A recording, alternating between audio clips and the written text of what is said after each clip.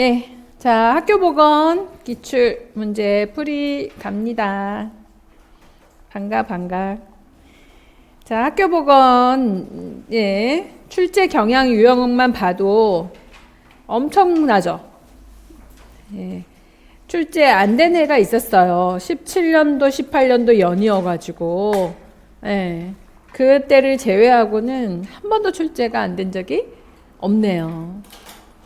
매년 한 학교보건이라고 하는 작은 영역 안에서 이렇게 매년 출제가 된다는 건 학교보건 파트가 대단히 중요하다는 거겠죠. 자, 학교보건의 2회부터 135페이지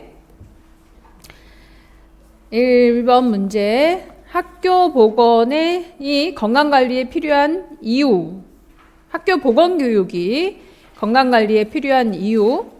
2번 만성질환 예방을 위한 학교 보건교육의 궁극적인 목표와 만성질환 예방에 있어 학교 보건교육의 중요성. 그래서 1번 문제와 2-2번 문제가 같은 문제예요. 그러니까 1번 문제가 97년도에 출제가 됐고 2번 문제가 2000년도 출제 문제잖아요. 답은 같습니다. 즉 이런 거 있잖아요. 학교 간호도 학교 인구에게, 그러니까 대상이죠. 대상에게 간호 활동을 제공해서, 간호 활동이 뭐예요? 학교 보건의 4가지 범주죠. 사업이죠. 4가지 범주. 이 학교 인구에게 간호 활동을 제공해서 목표를 이루는 거죠. 목표는 뭐예요? 학교 보건 법령의 1조에 있는 목표겠지. 그러니까 학교 보건 사업이라고 하는 거는 이렇게 4가지 범주고, 학교 인구에게 4가지 범주. 이 중에 지금 문제에서는 뭘 얘기하고 있어요? 보건 교육을 하는 목표가 뭐냐? 그죠? 건강관리에 필요한 이유, 그리고 만성질환 예방에 있어서 보건교육의 중요성, 이런 보건교육을 한다, 또는 건강증진 사업을 한다, 이런 것들을 하는 중요성이 뭐지? 이렇게 물어봤죠? 학교 인구에게 간호활동을 해서 목표를 이루겠다. 이게 이제 학교 간호이잖아요. 그래서 학교 인구에게 간호활동을 제공할 때는 간호 과정을 활용을 했고, 간호 활동이 목표에 효율적으로 도달하기 위해서는 간호 수단을 활용을 했고, 수단을 선택했고, 그리고 이제 인구와 대상과 목표는 기능의 연속 지표로 연결되어 있죠. 학교에 어떤 사업을 하든지 이 모든 사업을 하는 데 있어서의 중요성은, 목표는 한결같아, 똑같아. 그리고 이런 간호활동, 모든 학교보건의 사업을 하는 데 있어서, 사업이죠, 사업. 이 학교보건의 사업을 하는 중요성은 뭐죠? 학교보건에서 이런 모든 사업을 하는 가장 필요한 이유 또는 중요성은 뭔가? 다수가 모여 있으니까. 이들에게 교육을 하거나 사업을 하는 건 굉장히 효율적이다. 왜? 이 인구에 있어서의 효율성, 집단에 있어서의 효율성이 있는 거죠. 모여있기 때문에. 인구 자체가 아직은 배우는 시기라서 습관 형성하기 너무 좋고, 집단에 있어서 한꺼번에 감염병 관리하기 좋고, 교육하기 좋고. 다수이다, 효율적이다. 또 하나 뭐 있었어요? 파급의 효과가 아주 크다. 그래서 어떤 교육 건강 증진 사업을 하든지 간에 필요한 이유, 학교 보건이 필요한 이유, 학교 보건이 왜 필요해요? 학교 보건이 왜 중요하죠? 이거 있잖아요. 그래서 뭘 물어보더라도 다수니까, 파급 효과가 있으니까, 효율적이니까 이렇게 답을 하는 거예요. 그래서 1번과 2-2번은 같은 질문입니다. 똑같이 또 질문을 할 텐데 그럼 또 혼돈될 거예요. 학교에서 이렇게 안전관리 사고 예방을 하는 건 너무 중요하다. 학교에서 이렇게 안전관리, 사고 예방을 하는, 저희 이제 질문해 볼게, 내가. 퀘스천. 학교 안전 관리. 그죠? 학교 안전 관리. 너무 중요해. 왜 중요하지? 라고 물었어요. 그러면 어떻게 답할 것 같아? 학교 안전 관리는 학교 안전사고가 나면 생명을 잃을 수도 있으니까 중요하다. 이렇게 답할 것 같지 않아요? 그리고 한 번의 안전사고로 재해를 입어서 장애인이 될 수 있으니까 중요하다. 이럴 것 같지 않아? 학교에서 이런 안전관리를 하는 중요한 이유는? 또는 왜 필요해요? 라고 얘기한다면 논문을 쓴 사람들이 그래서 많다고 논리적으로 장애인이 될까봐 무섭고 이렇게 얘기하는데 또는 재난관리를 해야 되는 이유는 뭐예요? 뭐 이런 여러 가지 이유를 묻겠지. 그럼 1번이 뭐야? 학교에서 이런 안전관리, 재난관리를 하는 가장 중요한 이유는 다수니까. 그리고 파급의 효과가 있으니까. 그리고 이때부터 교육을 하면 얼마나 효율적이겠어요.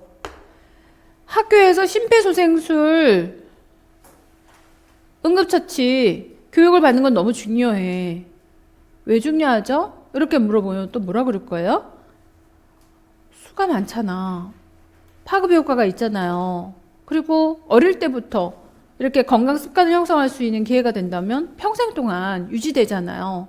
그리고 집단으로 모여 있으니까 교육하기 너무 좋잖아요. 이게 답인 거죠. 근데 학교에서 이렇게 심폐소생술, 응급처치 교육이 필요한 이유를 쓰라 그러면은 뭐라고 얘기하겠어요? 심폐소생술을 하지 않으면 곧 사망할 수 있으니까 4분 안에 어레스가 났을 때 4분 안에 CPR을 해줘야 살아나니까 이렇게 대답을 할 수 있다는 얘기죠. 마찬가지로 이때 보세요. 문제를 보세요. 1번 문제에서 학교 보건교육이 건강관리에 필요한 이유를 기술하세요 라고 했거든요. 그래서 학교 보건교육이 건강관리에 필요한 이유를 쓰세요 라고 했을 때 뭐라고 답을 제일 많이 했을 것 같아요?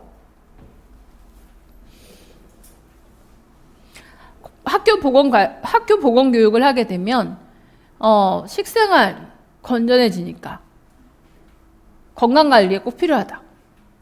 학교 보건교육을 하게 되면 운동하는 습관이 만들어져서 건강관리에 필요하다. 이렇게 답을 한 사람들이 굉장히 많았어요. 어떤 차이가 나는지 아시겠어요? 똑같이 학교에서 재난관리를 하는 가장 필요한 이유를 써봐라 이렇게 얘기하면 여러분들도 답이 똑같을걸요? 재난이 발생했을 때 이렇게 대처하지 못하면 더 큰 사고가 발생할 수 있다. 이런 식의 답을 쓸 가능성이 있겠다 없겠다? 정신 차려야 돼.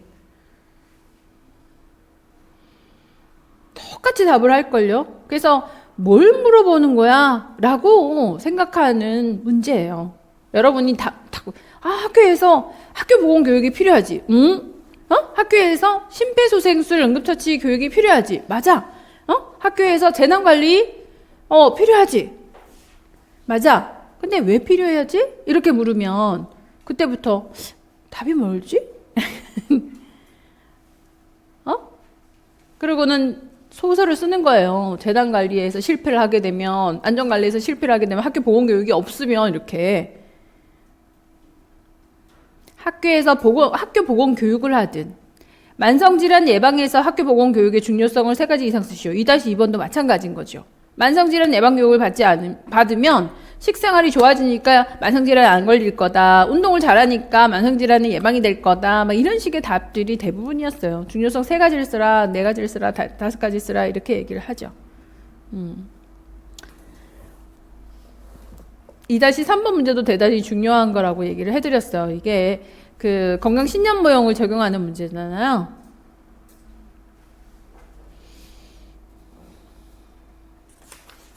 같은 문제야. 그런데 136번처럼 깔끔하게 이렇게 물어볼 때도 있었어요. 3-1 2002년 문제죠. 학교 복원의 중요성을 5가지만 쓰세요. 이렇게. 그러면 아주 선명하게 쓸 수 있겠지? 네. 학교 보건 교육의 중요성, 학교 응급 처치의 중요성, 에? 필요성, 학교 안전 관리의 필요성, 중요성 다 같은 얘기입니다. 학교 보건 교육의 중요성, 필요성 다 같은 얘기예요. 뭐죠? 다수, 파급 효과, 효율성 이런 것들로 답을 쓰셔야 돼요. 5가지든 3가지든 5가지면 이거 나눠서 쓰면 되겠죠? 효율적이다, 집단이 대해서 파급의 효과, 또 뭐 교육비를 논해도 되고, 의료 비용.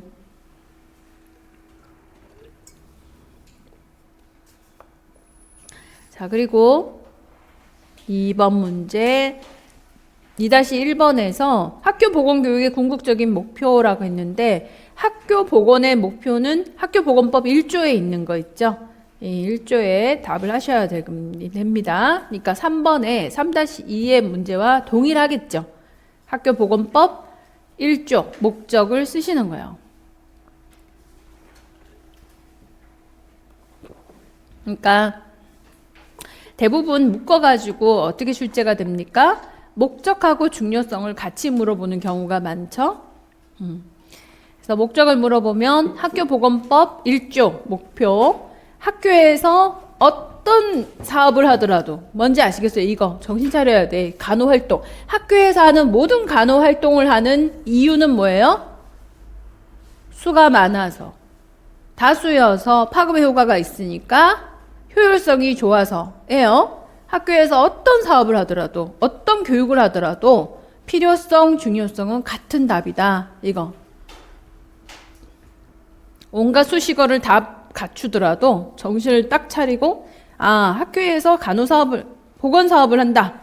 이 모든 것의 중요성, 필요성은 다수, 효율성, 파급의 효과이다. 이렇게. 꼭 나올 거예요.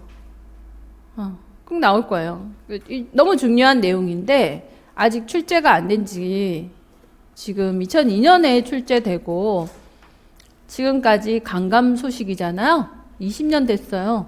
그러니까 총론 부분에서 안 나올 수 없고, 총론을 다시 한번 건드린다면 목적과 중요성 묶어서 같이 나올 가능성이 굉장히 크죠. 그래서 어떤 목적을 물어보더라도 학교보건법 1조, 그리고 어떤 학교에서 어떤 사업이, 왜 사업이, 이런 사업이 필요하냐, 중요하냐 물어보더라도 학교보건의 중요성, 이렇게 질문, 답을 쓰셔야 된다. 다음 5번 학교 보건 인력 배치와 직무인데요. 배치 기준은 싹 다 법령에서 사라졌어요. 기본적으로 이제 배치에 대한 기준이라는 게 의미가 없어졌습니다. 왜요? 학교에서 응급처치에 대한 교육을 해야 되고, 그죠? 심폐소생술에 대한 교육은 누구나 받아야 되고, 이런 상황이 되었기 때문에 이제 학교에 1인 1배치, 이건 너무 당연한 얘기가 되어서 배치 기준 삭제됐어요. 보건교사의 직무로 볼 수 없는 것은 7. 보건교사의 직무는, 보건교사의 역할은, 보건교사의 직무의 10가지 이상 쓰세요. 8가지 이상 쓰세요. 의료행위를 쓰세요. 이게 다 뭐예요? 보건교사 직무죠. 13가지 직무이기 때문에 그럴 수는 있죠. 쭉 직무를 열거하고 여기서 빠진 내용을 메꿔 넣어라. 이런 형태로 질문을 하면 제일 어렵죠. 그래서 이 중에 이제 내가 아는 건 여기 10개 다 있는데 이 2개 빠졌는데 그것만 기억 안 나네? 이럴 수 있잖아요. 그러니까 이제 빠진 내용을 채워 넣어라. 이러면 제일 어려운 문제거든요. 그래서 직무는 전부 다 외우고 계셔야 됩니다. 직무 몇 개 있어요? 12개. 의료행위는 몇 개 있어요? 5개. 그치. 자, 그래서 보건교사 직무 다 A급들이에요. 그러니까 총론 부분 있죠. 앞에 부분에서 출제되면 요 3개가 출제가 돼. 목적, 중요성, 직무. 이렇게 3개. 반드시 그렇게 3개 중에 하나가 출제가 되기 때문에요. 그러면 전부 다 기억하고 계셔야 되는 거지.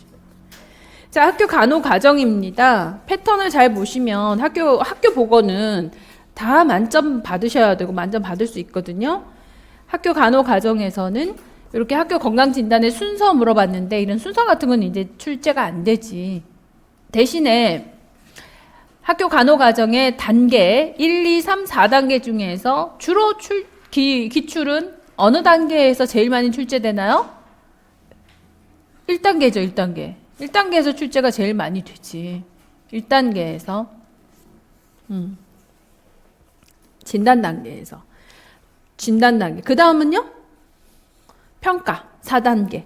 그 다음은 계획 단계 중에 목적. 그래서 또 출제를 하라 그래도 1단계에서 낼 수밖에 없어요. 아니면 평가. 그래서 평가 아니면 진단. 근데 진단 단계가 출제가 좀 뜸했거든요. 평가는 이번에도 나왔잖아요. 과정평가.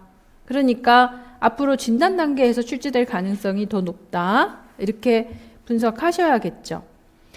이 진단 단계에서 출제를 한다면 어떤 주제가 가장 많이 출제될까 보세요. 자료 수집 방법, 자료 수집 항목, 우선순위에 대한 설정 있어요. 어느 게 제일 많이 출제될 것 같아?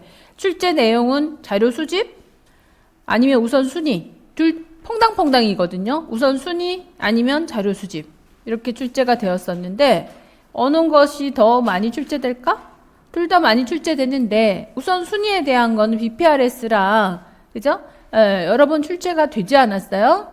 그러니까 자료 수집에 대해서도 출제가 되겠죠. 자료 수집하는 방법은 최소한 몇 가지? 5가지. 네. 직접 조사, 간접 조사, 직접 조사를 한다면 네, 설문지 조사, 참여 관찰, 정보원 면담, 채창박 조사, 공청회 등입니다.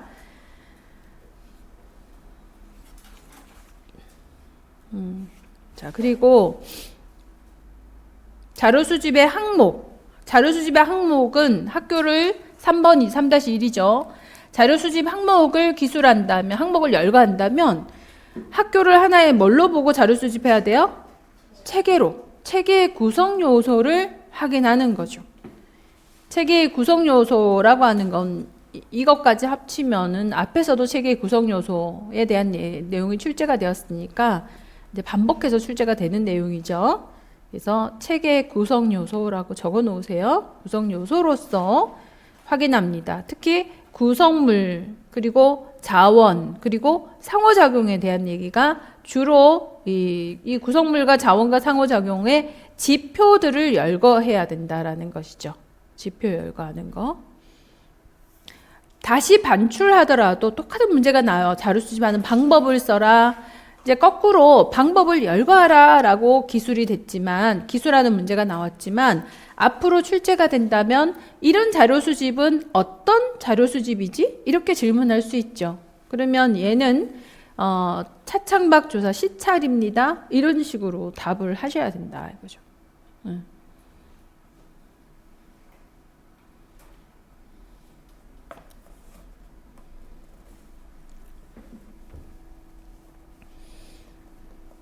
주민들의 의식 행사에 참여했다. 이러면 뭐예요? 참여 관찰 이겠죠. 그리고 질문지를 활용을 해서 지역 지도자와 면담을 했다.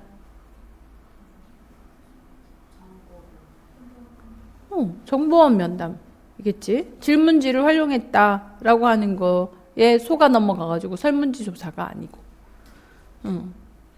지역 지도자라고 했으니까 지역 지도자니까 정보원 면담이겠죠. 그런 형태로 자료 수집의 방법이 뭐지? 이렇게 물어볼 확률이 크죠. 그리고 자료 수집의 항목은 열거하라 일 거예요. 지표를 써라 이거죠. 지표 써라. 지표. 우선순위에 대한 설정. 기준을 쓰세요. 뭐 이렇게 나오지만 지금은 다 BPRS로 출제를 하겠죠. 그래서 5번 문제의 의미는 크게 없습니다. 지금 이 상태에서 업그레이드가 되어버려서 우리가 앞에서 했던 우선순위 있잖아요. 지역사회 간호에서 했던 그 우선순위의 내용들로서 정리하시면 될 것 같아요. 7번 문제.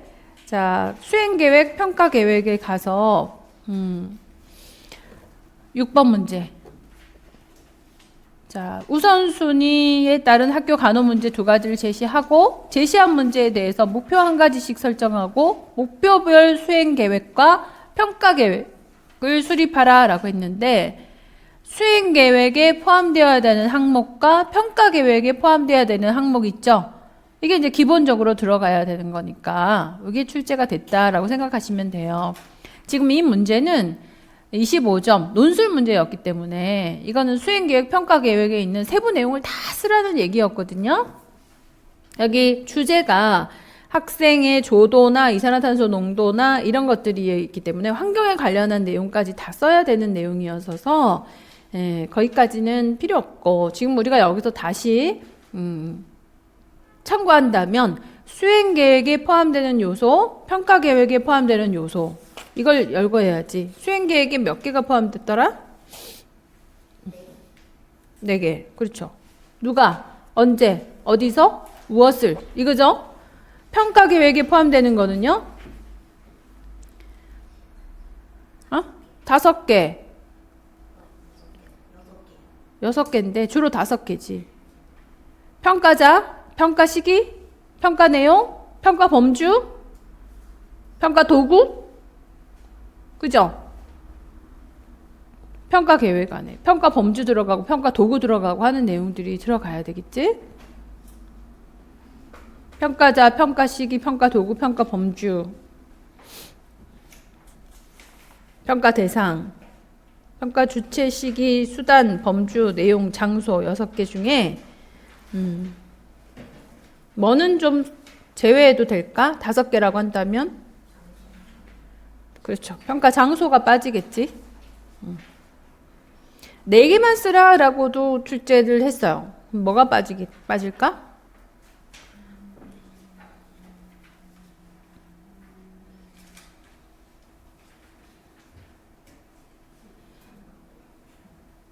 누가? 이거.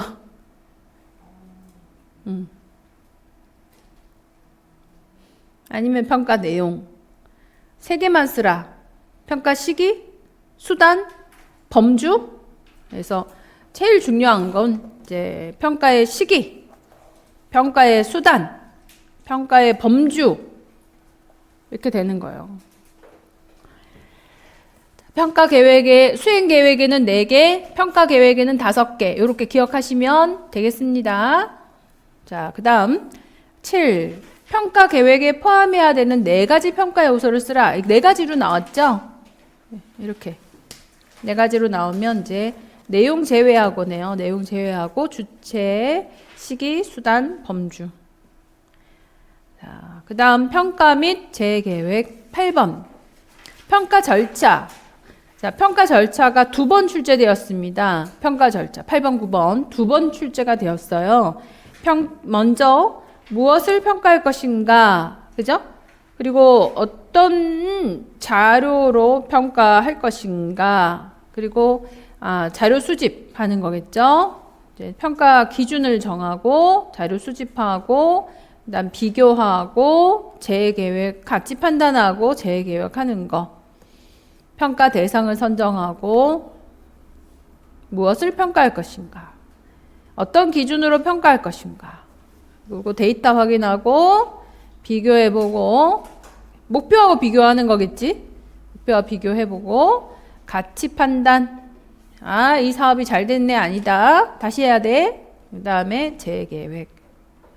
몇 단계? 5단계. 8번, 9번. 지금까지 전부 다 A급이에요. 빠져나갈 구멍이 없다. 그 다음 10번, 11번, 12번 전부 다 뭐예요? 평가 범주에 관련된 내용이죠. 평가 범주. 이 평가 범주에서 범주인데 주로 출제 문제가 2가지의 평가로서 집약되어 있어요. 하나는 체계로 보는 평가 범주고요. 또 하나는 과정으로 보는 평가 범주예요.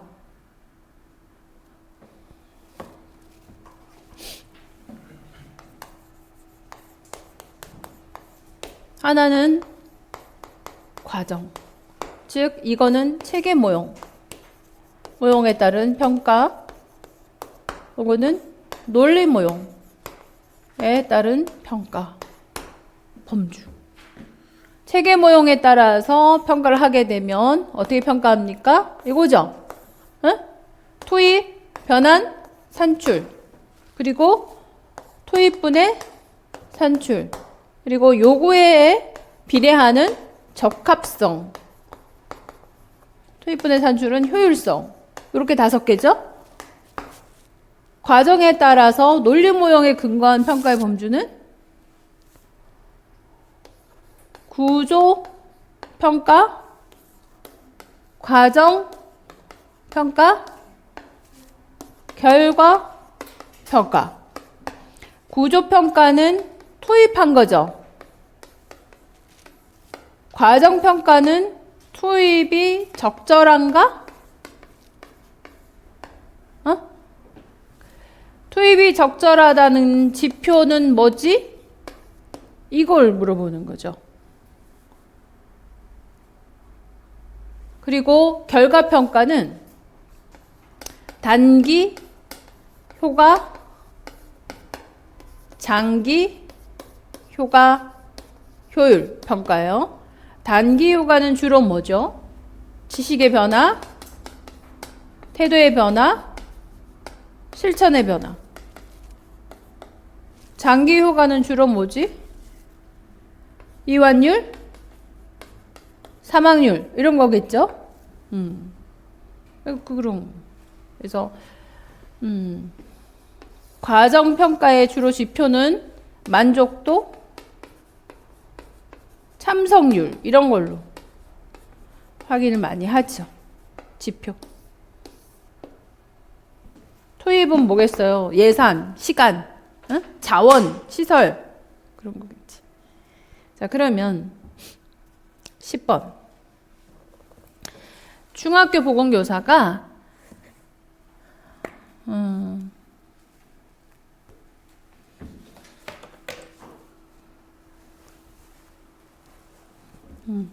중학교 보건교사가 흡연으로 적발된 30명을 대상으로 금연교육을 실시했어요. 1시간에 4주간의 교육을 실시한 후 교육 종료일과 3개월. 자, 이래서 교육 종료일은 언제예요? 이거 단기 효과 있죠? 그리고 3개월 후 2차례에 걸쳐서 교육 효과에 대한 평가를 하고자 한다. 평가 범주별로 평가 지표를 기술하세요. 이건 인과모형에 의한 평가였거든요. 그래서 과정, 영향, 성과평가였어요. 이때가 97년도입니다.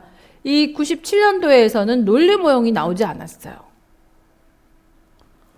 그래서 답이 인과모형에 의한, 그린의 인과모형에 의한 평가가 주로 출제가 되는 거였고, 지금은 이 인과모형에서 조금 더 업그레이드가 된 투입 산출 모형 있죠. 도나베디안의 논리 모형이라고 얘기하죠. 논리 모형의 평가 범주를 지배적으로 적용하고 있어요. 그래서 지금은 논리 모형밖에 출제가 안 되지. 그런데 간혹 그린의 인간 모형이라고 얘기를 하게 되면 프리시드 모형에 의해서 이렇게 영향 평가, 결과 평가가 나왔거든요. 이때는 그냥 과정, 영향, 결과. 그러니까 투입이 없는 거죠. 네, 그렇게 출제가 되었을 시기가 있었어요. 근데 그게 더 업그레이드가 돼서 지금은 투입 산출 모형이라고 얘기하고요. 도나베디안의 논리 모형이라고 정확하게 지시를 해주기도 합니다. 그러면 구조, 과정, 결과 평가인데 이 결과 평가의 단기, 장기 효과로 나누어서 이거 단기 효과가 그린의 임팩트, 영향 평가하고 거의 흡사한 거죠. 임팩트. 그리고 다 장기 효과가 아웃컴이라고 볼 수 있어요. 그리고 혼돈되게 출제하지 않아, 이렇게 10번처럼. 지금은 명확하게 논리 모형에 적용을 한 이런 식으로 질문을 하죠. 체계 모형에 따른 평가를 해라, 이렇게 제시합니다. 그 기준이 맞고요. 기준에 따라 평가하면 되니까.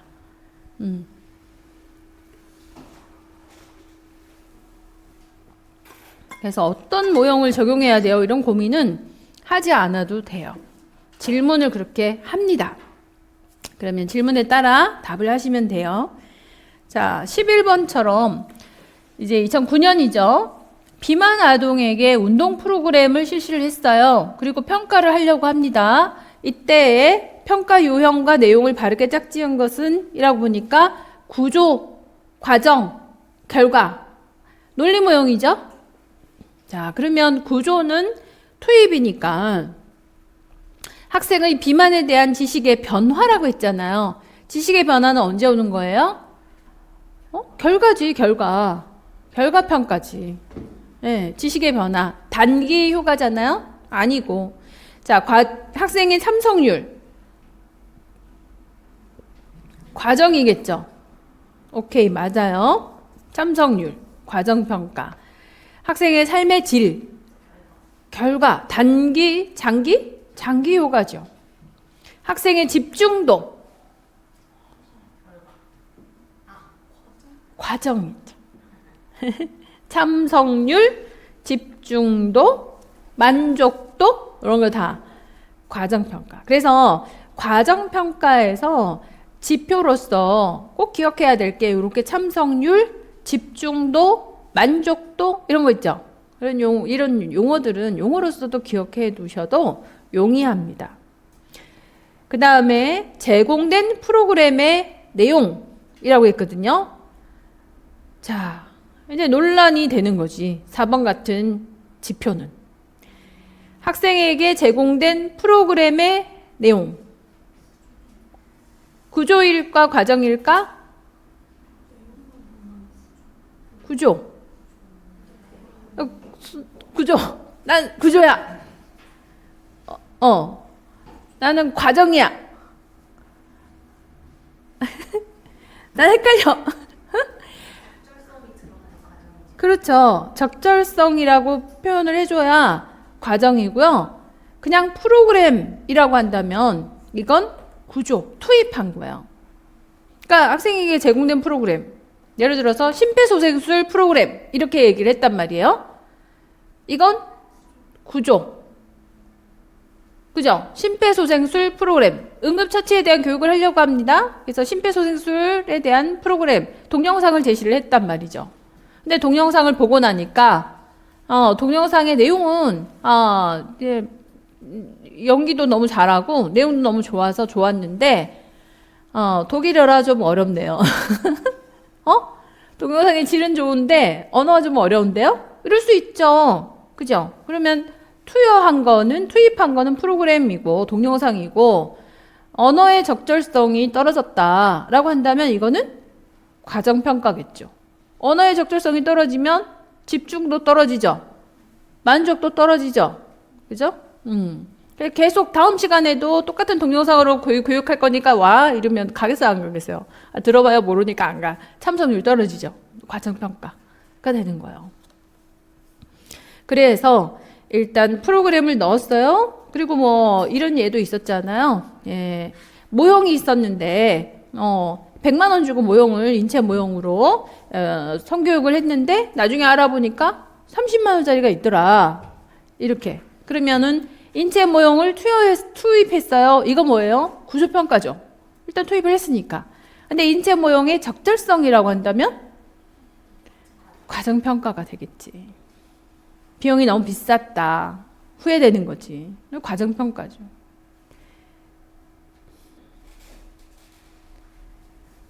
체계 모형에 의해서라고 한다면 뭐가 떨어져요? 인체 모형은 효율성이겠지. 돈이니까. 투입분의 산출. 그죠? 여기서는요. 과정평가에 해당이 되겠지? 자, 그런 것들이 내용으로서 평가를 해야 되니까. 그렇지만 이제 갈수록 좀 더 선명하게 문제를 내어주는 것 같아요. 그래서 많이 고민할 필요는 없고 우리가 선명하게 구분만 할 수 있으면 될 것 같습니다. 12번. 자, 여기서도 그 평가 지표에 대해 작성 방법에 따라 우선순위 결정과 평가 지표에 대해서 쓰세요. 자, 기억의 산출 공식, BPRS의 산출 공식하고 우선순위는 우리 앞에서 지역에서 했어요. 그죠? 여기서는 논리 모형을 적용을 했을 때 리을, 그러니까 논리 모형 누가 얘기했어요? 도나베디안이죠. 논리 모형이라고도 하고 투입 산출 모형이라고도 합니다. 못 알아들으면 안 되는 거예요. 도나베디안의 투입 산출 모형은 논리 모형이에요. 그리고 리을 중에서 평가 지표 중에서 결과 아웃컴에 대한 평가에 해당하는 지표를 제시하세요. 아웃컴은 효과 평가와 효율 평가가 있습니다. 자, 여기에서 평가 지표는 예산 집행률이라고 했죠.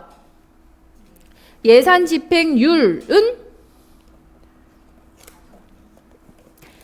예산을 집행했으면, 예산을 투입했으면, 요건 구조평가예요. 얼마가 들어갔어요? 이거 있잖아요. 예산은 우리가 응급처치를 하려고 해요. 응급처치 하려고 할 때 처치 제인이라고 하는 이 제인이잖아요. 얘 이름이 17세 소녀 제인이잖아요. 실제 그 여학생의 모습하고 똑같이 만들어서 우리가 응급처치를 할 때 제인 모형을 구해가지고 하려고 했는데 구조, 예산, 비용을 우리가 100만 원 이렇게 했단 말이에요. 근데 과정평가에서는 예산 집행률이 들어가는 거잖아요. 그죠? 그래서 100만 원 중에 얼마가 들어갔냐 이거지. 100만 원 중에 얼마를 넣었지? 알아보니까 아니 20만 원으로도 해결을 했어. 왜? 당근에서 샀거든. 이럴 수 있잖아요. 예산 집행률 이런 거죠. 또는 이게 달러가 올라가지고 수입을 했더니 120만 원이네? 이럴 수도 있는 거잖아요.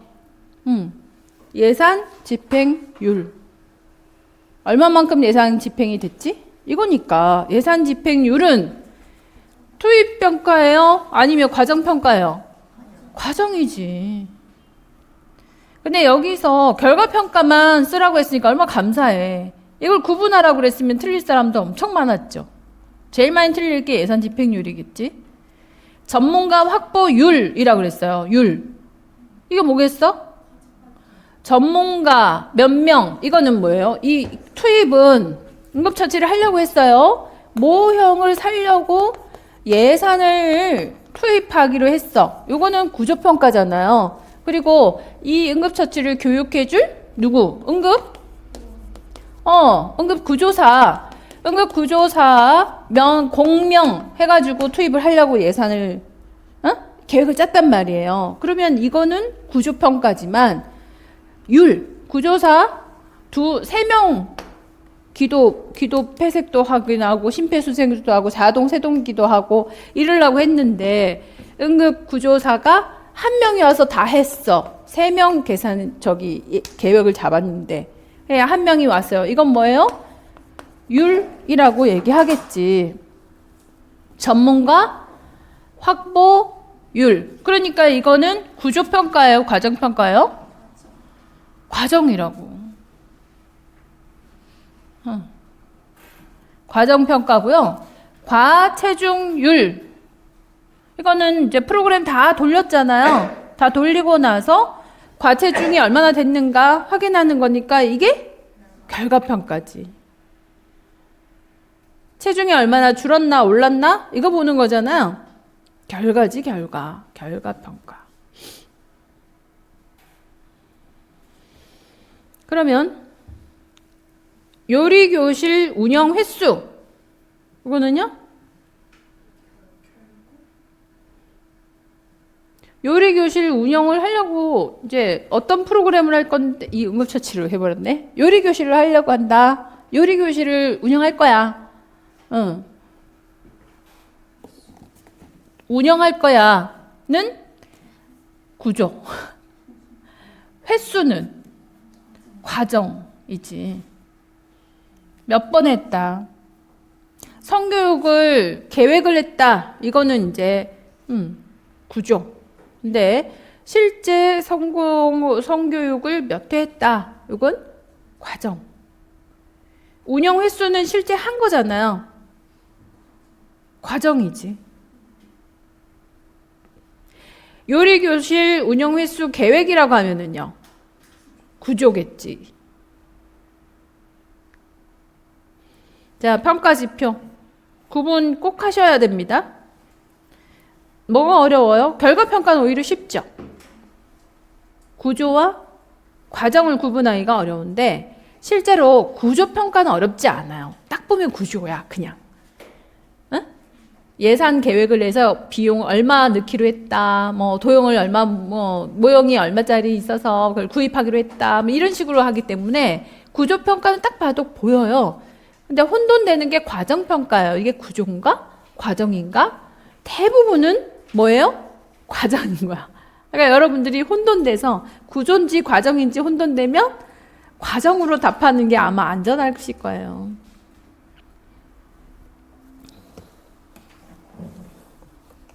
그냥 아주 얄팍한 팁이야, 그거는. 얄팍하니까 너무 마음에 담아두지는 않도록 하지만 내가 여기 구조인가 과정인가 헷갈리면 과정일 가능성이 굉장히 크다.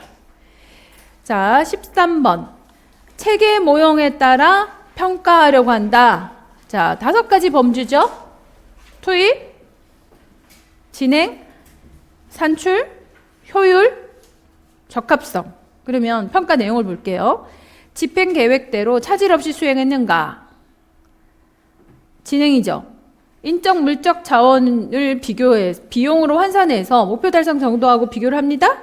효율성 맞죠? 그 다음에 사용되는 인적 물적 자원을 평가하겠다. 투입된 거 맞죠? 지역사회의 요구를 파악해서 평가하겠다. 적합성이죠. 물적 자원의 소비량과 비용을 평가하겠다. 효율이죠.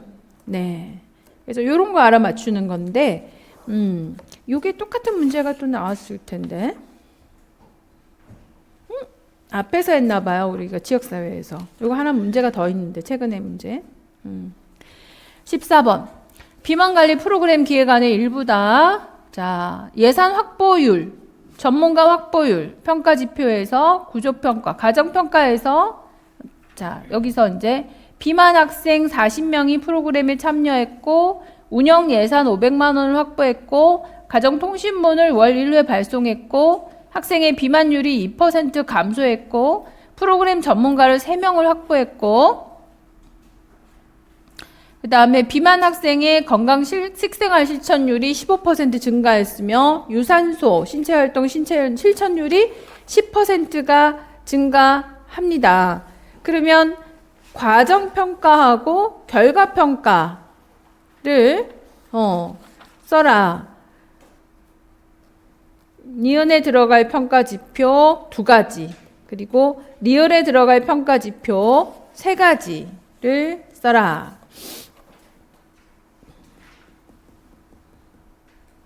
14. 그러면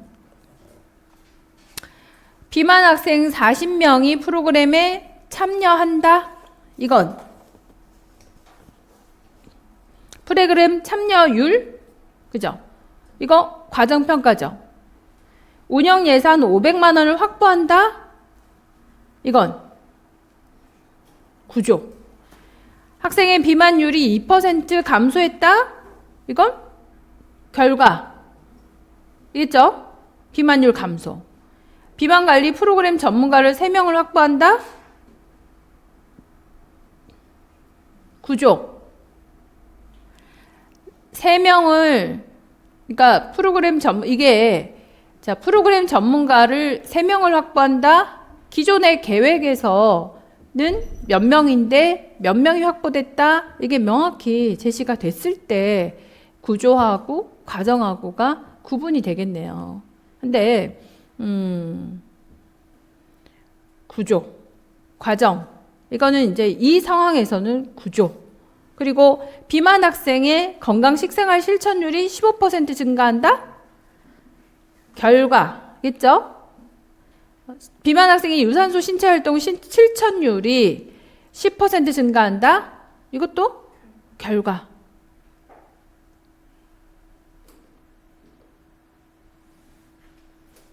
되게 혼돈스럽겠다. 예산 확보율과 전문가 확보율.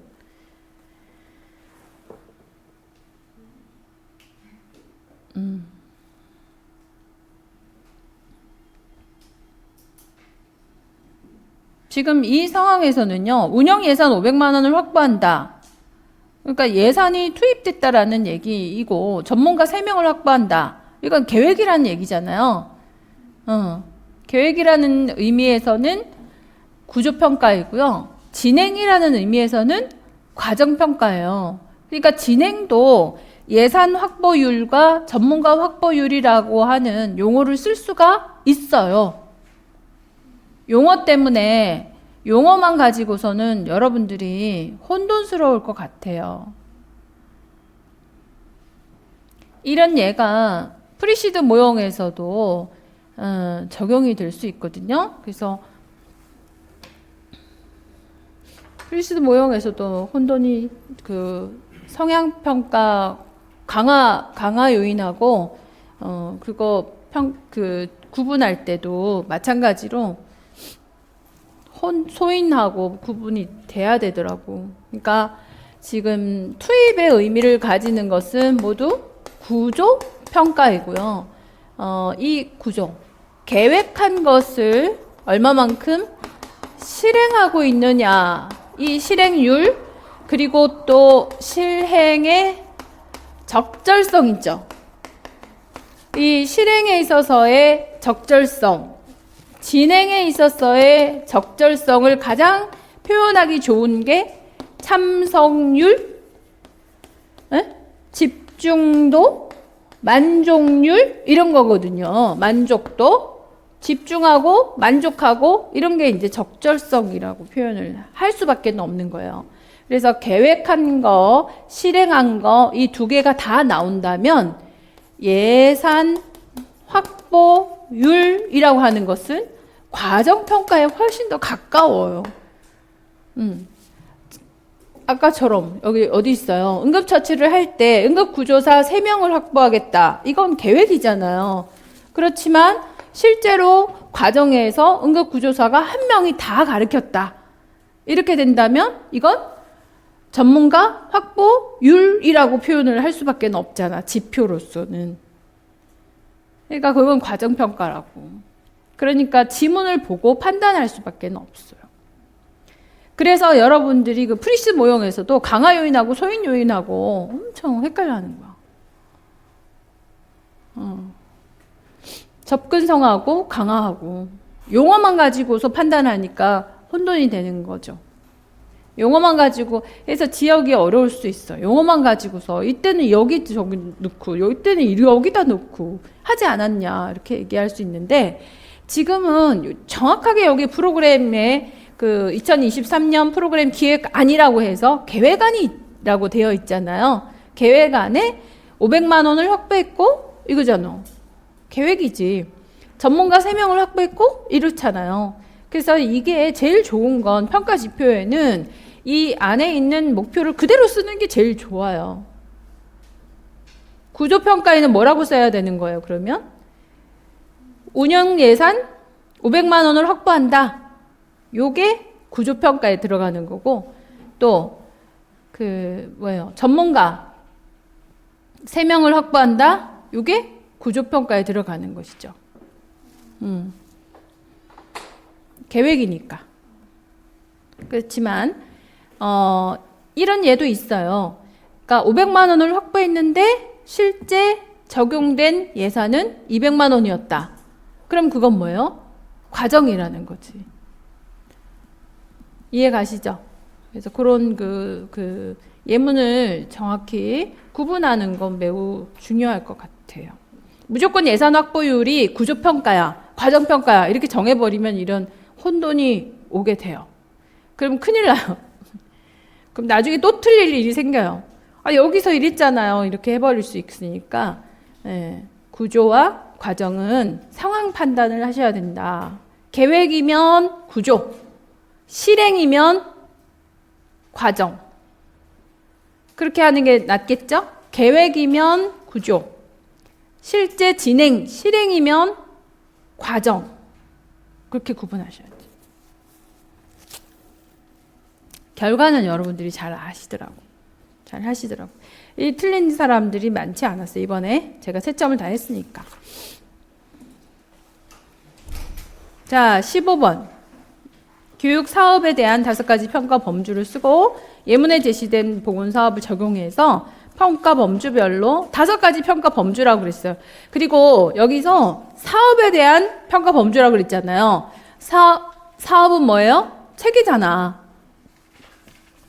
사업은 체계니까 체계로 판단하셔야 되는 거죠. 그러니까 체계 모형에 따라 5가지 평가 범주다라고 생각을 하고 투입, 그 다음에 이제 투입 진행, 산출, 효율, 그렇게 적합성에 대한 평가를 해야 되는 거죠.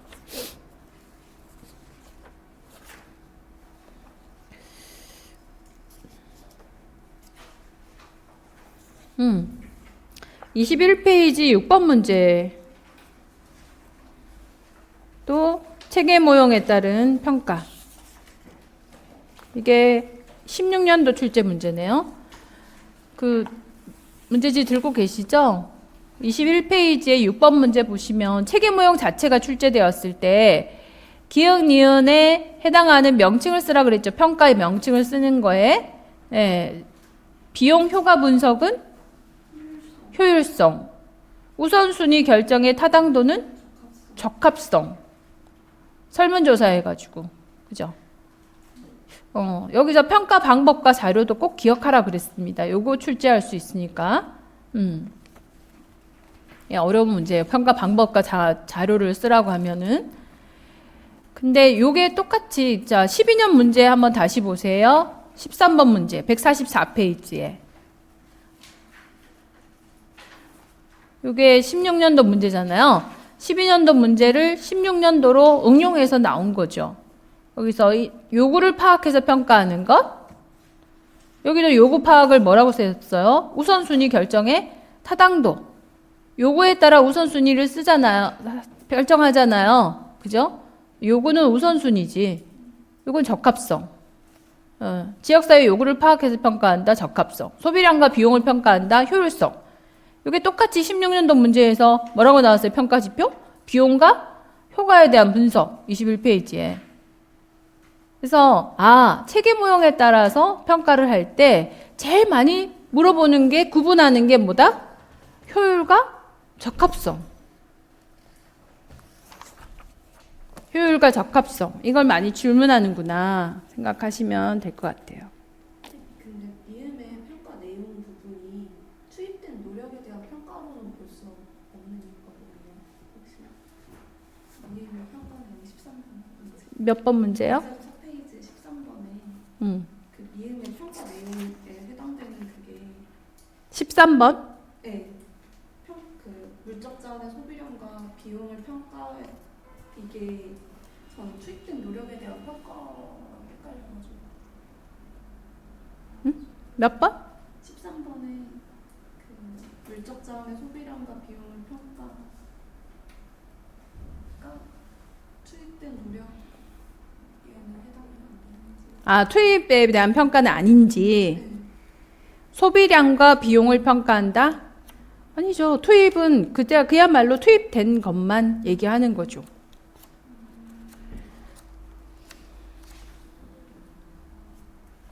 소비량과 비용에 대한 평가?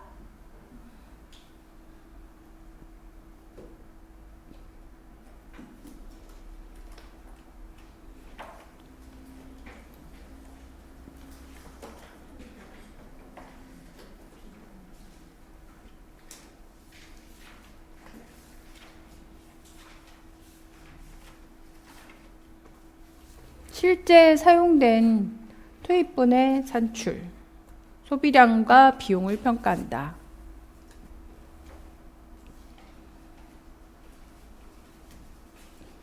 자, 일단 논란이 되는 건 조금 더 생각해 보고요. 진행해 볼게요. 15번 문제도 앞에서 해서 다시 한번 점검하면서 지표 한번 찾아보시고, 평가 부분도 전부 A급이다 정리하고, 건강검사 갈게요. 자, 건강검사에서 학교장은 교무 회의를 거쳐가지고서 옳은 거 찾는 거예요. 한 개의 검진 기간을 선정했다? 아니죠. 2개 선정해야 되죠. 자, 그리고 학교장은 학생 건강 검사를 실시한 후에 그 결과를 작성 관리했다. 맞아요? 맞죠? 결과에 대한 작성 관리해야 되죠. 결과에 대한 처리도 해야 되고 조치해야 되고. 그래서 건강 작성 관리했고 교직원은 건강보험법에 의한 검진 결과를 관리했다. 맞습니다. 3. 검진 결과 결핵 초기로 판정받은 50세 임교사에게 휴직을 결정했다. 휴직을 건의할 수 있다 했어요. 여학생들을 대상으로 달리기, 오래 달리기, 걷기, 제자리, 멀리뛰기, 팔굽혀펴기. 팔굽혀펴기는 남학생이죠. 그죠? 앉아. 어쨌든 팔굽혀펴기 남자. 3학년 1학기를 마치고 자퇴를 했어요. 외국 유학을 갔는데 부모에게 학생건강기록부 원본을 교부했다? 아니죠. 졸업한 경우에만 교부를 하는 것이죠. 그래서 건강기록부에 대해서 관리하는 내용이 이렇게 많이 출제가 됩니다. A급. 그래서 9조, 10조 내용이 있죠. 건강검사 결과에 대한 관리 내용하고 건강검사 결과에 대한 조치 사항하고 해볼까요, 그러면? 건강검사 결과에 대한 관리는 첫 번째가 뭐였어요? 기록. 작성하는 거 있죠? 작성. 두 번째가 뭐였어요? 관리해야지. 작성하는 건 뭐였어요? 신체 능력 검사, 신체 발달 상황 검사 하는 거 있죠? 이거 작성해야 되고, 시력 검사, 그리고 구강 검사, 검진한 것들, 건강 검진, 이런 거는 관리해야 되겠죠? 기록지를 관리해야 되잖아요? 자, 작성하고 관리했어요. 그 다음에 관리할 건 뭐 있어요? 그리고는 들고 있다가 위 학교로, 중학교에서 고등학교로 갔어. 그럼 뭐 해야 되지? 이관시켜줘야지. 이관하는 거 있죠. 그래서 다 받았어. 근데 이제 더 이상 학교는 없어져요. 고등학교 끝났어. 그럼 뭐 해야지? 교부해야지. 졸업했으니까. 근데 졸업하지 못한 애들이 있잖아요. 그럼 뭐 해야 되지? 보관해야 되지. 몇 년? 5년. 그러니까 5가지죠. 작성하고, 관리하고, 이관하고, 그리고 교부하고, 그리고 보관 5년. 최종 제적했던 학교에서 5년간 보존해야 된다.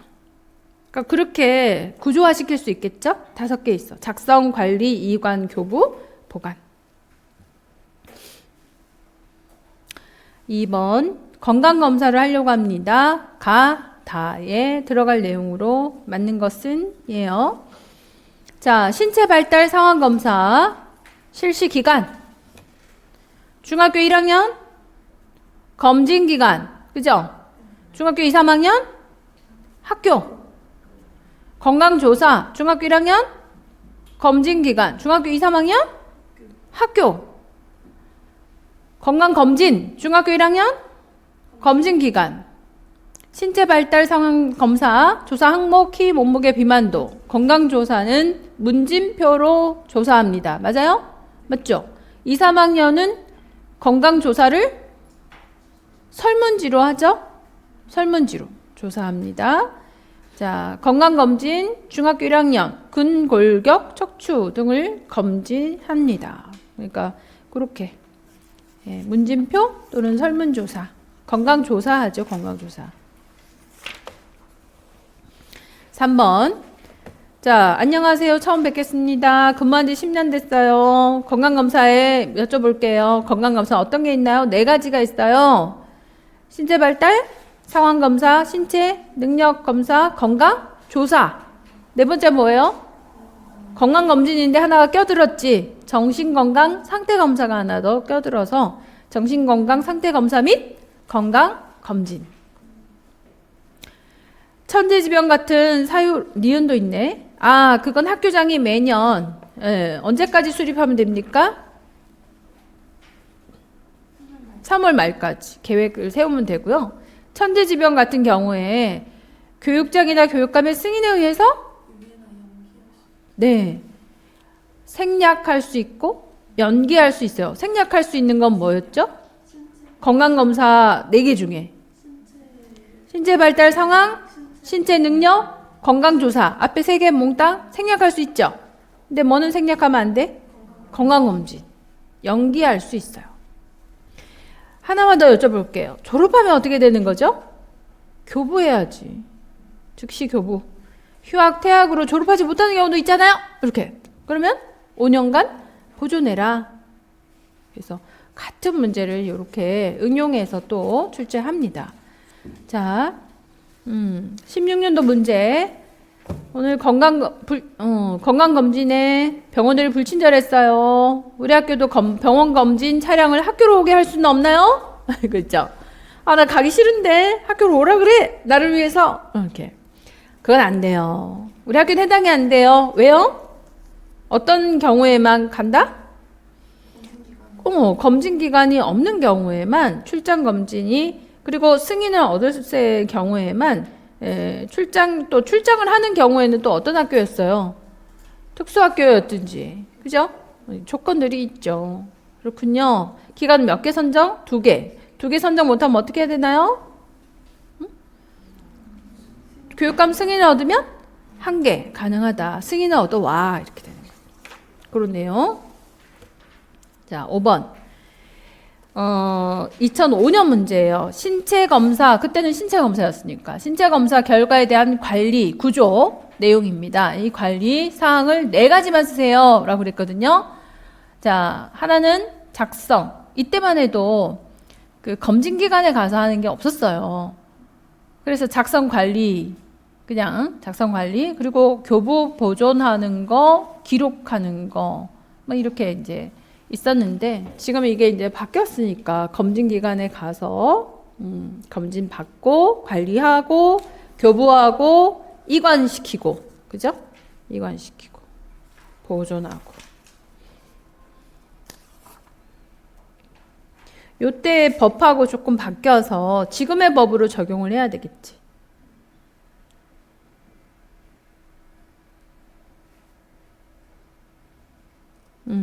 이관하는 내용이 빠져있네요. 그때 법으로 해가지고 이관시켜야 된다. 6번.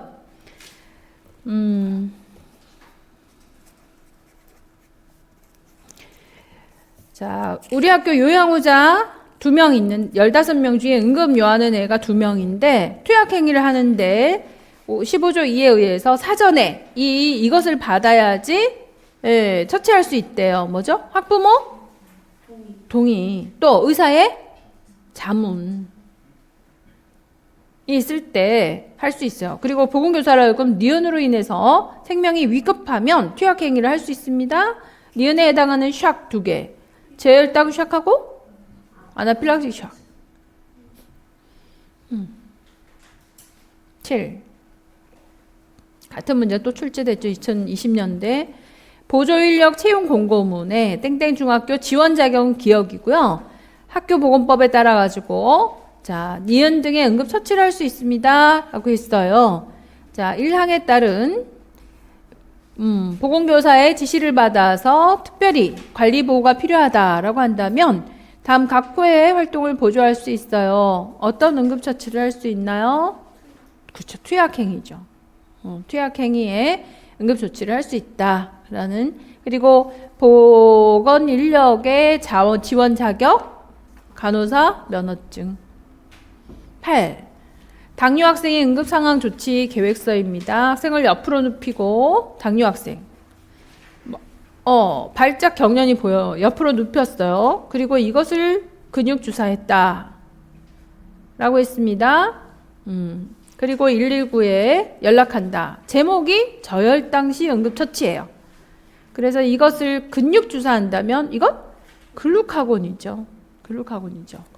먹인다면 당이겠지만, 응? 글루카곤. 자, 학생을 옆으로 눕히는 이유는 두 가지입니다. 뭐죠? 혀가 기도를 막는 경우와 구토물이 흡인되는 경우, 침이나 구토물이 흡인되는 경우. 예? 두 가지지. 혀가 막아버리는, 의식이 없으면 항상 기도 유지해야지. 그래서 고개를 옆으로 돌려줘야 되잖아요. 그건 혀가 막아버리니까. 또 하나는 구토물이 올라와서 흡인하잖아요. 질식되는 거죠. 항상 두 가지의 이유를 제시할 수 있어야 돼요. 자, 그리고 응급처치 15조의 2, 보건교사 등이 생명위급의 상황에서 재산상의 손해와 사상에 대해서 고의나 중대 과실이 없다면 보건교사는 디귿과 상해에 대한 이것을 지지 않는다라고 했어요. 야, 뭐 이런 것까지 물론 제가 제시는 해줬지만 이게 나올 줄은 몰랐어.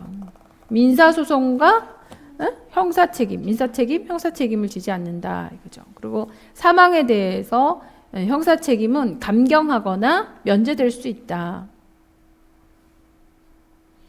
그래서 사망에는 좀 다른 거예요, 그죠? 예, 다른 거예요. 그래서 감경한다 이렇게 돼 있어요. 그렇게 자, 응급처치에 관련된 내용들이 우두두두둑 출제가 됩니다. 그래서 심폐소생술과 응급처치에 관한 법령 내용들은 꼭 숙지하고 계셔야 되는 거다. 그리고 이렇게 학교에서 이거를 할 수 있게, 그러니까 응급의료 처치를 할 수 있게 그런 권리를 줬잖아요. 책임을 다할 수 있도록 해야 되니까 책임까지도 물었고 했기 때문에 앞으로도 이 응급처치 중에서도요, 심폐소생술이라든가 또는 기도 질식이라든가 이런 상황들에 대해서 계속 출제가 될 걸로 보입니다. 응급 상황들 있죠. 응급 상황들. 이런 기도가 막히는 응급 상황들 뭐 있을까? 음식물, 그쵸. 하임리법, 아나필락틱 샥, 기도가 막히는 거, 기도 부족, 아나필락틱 있죠. 그러니까 그거 나올 가능성이 크지. 또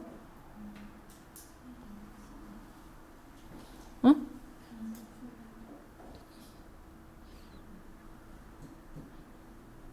기도가 꽉 막혀서 바로 죽잖아요. 저칼슘 혈증 있죠. 테타니, 후두강직. 그래서 그렇게 이렇게 모아가지고 우리가 정리해 볼 필요는 있어요. 샥이다 이러면은 이제 바로 샥은 사실 시간이 있죠. 기도 부종보다는 시간이 있어요. 기도 강직 격려는 순식간에 삽시간이 일어나니까, 그러니까 이제 질식이라든가 또 아나필락틱 부종이 생겼다라든가 하는 경우도 있지만 테타니도 만만치 않아요. 그게 출제가 많이 되는 거지. 그래서 테타니가 나타나는 경우는 갑상선 수술해가지고도 많이 생기잖아요. 부갑상선 날려 먹어가지고. 그래서 그런 게 출제가 되지. 아직 그 테타니의 후두강직은 아직 출제가 안 됐거든요. 테타니의 후두강직이 나타난다 하면 응급처치로서 투여될 약물은 뭐죠? 저혈당에선 글루카곤 줬으면 나중에 성인에서 해야 되겠지만 칼슘 줘야지 되잖아요. 그런 거. 칼슘 글루코네이트 줘야지. 자, 그렇게 같이 엮어가지고 나중에 다 공부하고 나서 막 엮어가지고 막 출제하면 정신이 있다 없다. 네, 정신 없어요. 그러니까는 예상, 제가 그래서 최대한 묶어서 이렇게 예상을 할 수 있게 해주지 않아요? 그럼 메모를 해놨다가 자꾸 연습하셔야 돼, 시뮬레이션에서. 자, 신체 발달 상황검사 9번. 신뢰도를 저하시키는 요인 나왔죠? 네. 10번. 신뢰도를 높이는 방법 출제했죠. 그래서 이게 이번에, 그리고 또 11번. 측정 시에 타당도와 신뢰도를 유지하기 위한 사항으로 실시 전에 준비해야 되는 사항, 계측하기 전에 표준화된 기구나 관측자 훈련시키는 거. 기구하고 훈련 측정자하고 두 개 있다 그랬어요. 신뢰도 증가시킬 때. 그래서 실시 전에 준비해야 되는 사항은 기구하고 관측자 두 개.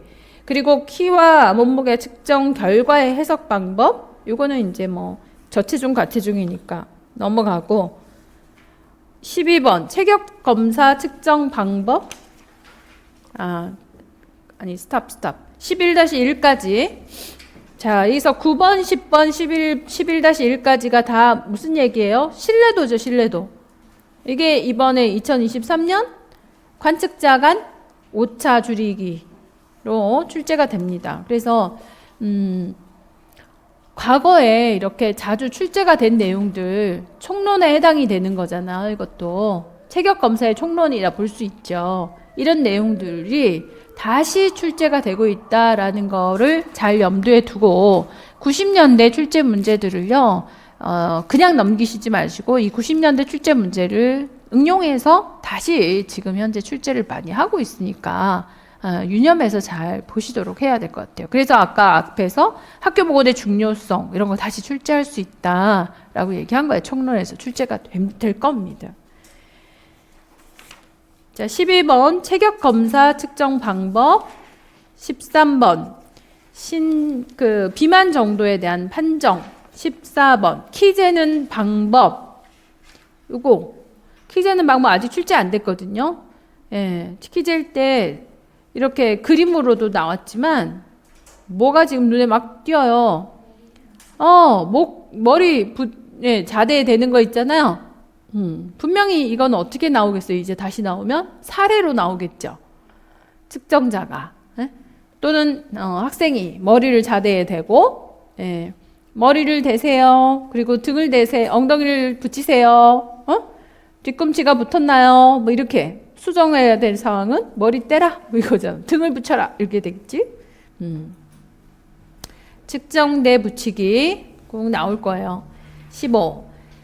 자, 신체의 검사 규칙에서의 측정 방법을 구체적으로 설명하세요. 키 몸무게 측정하는 방법 나왔어요. 그래서 체격 측정 검사 방법, 신체 상황 검사를 할 때 제일 중요한 건 키 재는 거잖아요. 키 잴 때 중요한 건 자대에 측정대에 붙이는 거지. 그게 제일 중요하고, 몸무게는 중요한 게 없지만 BMI의 판정하는 해석하는 부분을 우리가 판정해야 되겠죠. 16번은 보세요.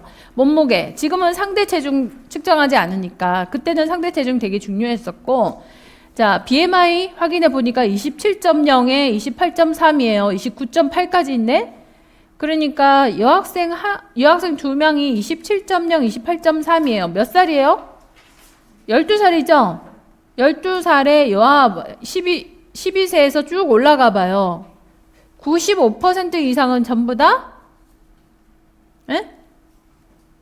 95% 이상은 다 비만이지 않나? 지금 27.0이 제일 작은 거잖아요. 12세에 27.0은 몇 %예요? 95를 완전 지나갔지? 저 위에 있죠? 찾았어, 못 찾았어? 찾았잖아요. 얘는 비만이지. 이미 마지막 그 선을 넘어섰잖아요.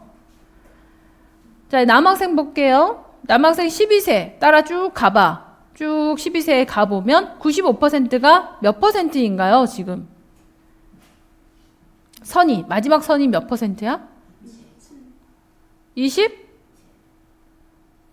12세인데? 뭐가 27이야? 어디까지 본 거야? 몇 살? 12세에서 줄을 쭉 그어서 따라 올라가 봐요. 남자 100분위수 25에 따라서 만나지 않나? 25에 만나죠? 25%만 돼도 얘는 뭐예요? 비만이야. 근데 지금 얘네들이 다 28%잖아요. 과한 비만이지. 이해 가셔요? 예, 100분위 도표에서 몇 % 이상? 95 이상이면 비만이에요. 그러면 85에서 95 사이면 과체중이죠? 그럼 이 학생이 예를 들어서 24%가 나왔어요. BMI가 24가 나왔어요. 그러면 뭐야? 12세, 남자 12세, 24. 그러면 과체중. 이해가세요? 그렇게 평가하는 거라고. 그러니까 앞으로 백분위도표 그래프 있죠? 이거 보여주고 계산하게 하고 이거를 체중 그 비만도를 평가해라. 어? 체중에 대한 평가해라. 이렇게 나올 거라고요. 그러니까 백분위 그 그래프 보는 게 되게 중요하지. 그러면 얘가 과체중인 이유는 백분위 수의 도표에 85에서 95 사이니까 얘는 BMI 결과는 24가 나왔고 85에서 95 사이니까 과체중입니다. 이렇게 제시해야 되겠죠. 그냥 과체중 이러면 안 돼요. 근거를 제시해야지. 85에서 95 사이니까 이렇게. 네? 24는 85에서 95 사이니까 이렇게 해야지. 그래서 그래프 보고 판단하시는 거예요. 그러니까 16번에 예문으로 나온 애들은 싹 다 비만이죠. 95를 훌쩍 넘어섰어요. 어떻게 보는지 아시겠죠? 이제 BMI로만 본다. 자, 17번 표준 체중 출제했고요. 18번 별도 검사의 대상이 뭐냐? 소변, 시력, 결핵, 구강. 19번 고1 여학생 예은이. 항상 고1 여학생을 제시를 하겠지. 예, 이게 두 번, 이렇게 11년도에 출제가 됐지만 22년도에도 또 출제했죠. 고1 여학생으로. 응? 자, 키가 160이고요. 몸무게가 70이고요. 체질량 지수가 27.3이에요. 이래서 비만도라고 해가지고 27.3. 근데 이 상황에서는 보통 25가 95% 이거이라고 제시를 해줘야지. 25가 95%다. 그러면 이 학생은 뭐죠? 비만이잖아요. 비만이면 혈액 어떤 검진 항목으로 오른 것은 이제 혈액 검사해야지. 병리 검사. 혈당, 총 콜레스테롤 또 저밀도, 고밀도 포함돼야죠. AST, ALT. 그리고 고1 여학생이니까 혈색소 검사. 이게 그대로 아마 주관식으로 출제가 될 거예요. 출제를 해야지. 출제한다면 어떻게 출제할까?